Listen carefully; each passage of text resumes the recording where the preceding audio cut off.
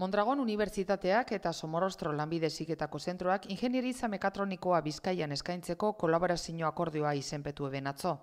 On Joseba Segura gotzain laguntzaileak eta Marcelo Gangoiti Fundazioko presidentea danak abade bik bultzatutako erakunde biren arteko batuketa honen garrantzia azpimarratu eban. Un día importante porque dos instituciones de nuestra tierra, con muchas cosas en común, convergen en un acuerdo que les pone a trabajar juntos.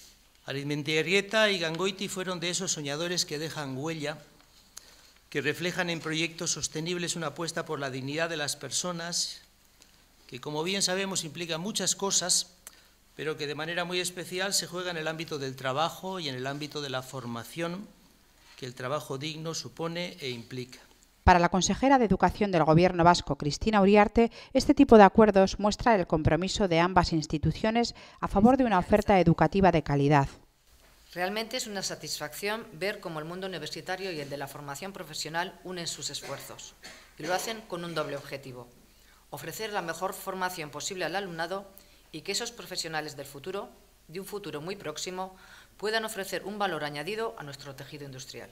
El Centro Diocesano de Somorrostro, con la oferta formativa no universitaria más completa de Vizcaya, y Mondragon Unibertsitatea ofrecerán formación continua de manera coordinada y colaborarán en proyectos de investigación conjuntos. Egokia da beti hesiak ahultzea aukeren berditasuna sustatzeko. Bienvenida pues esta iniciativa que debilita uno de esos muros marcados, haciendo más fluida la movilidad social y ayudando así a integrar un poco mejor el conjunto de nuestras comunidades. Así era pala gaurkoa, baina simbolismoz eta esan naiz betea. Bat egin eta aurrera.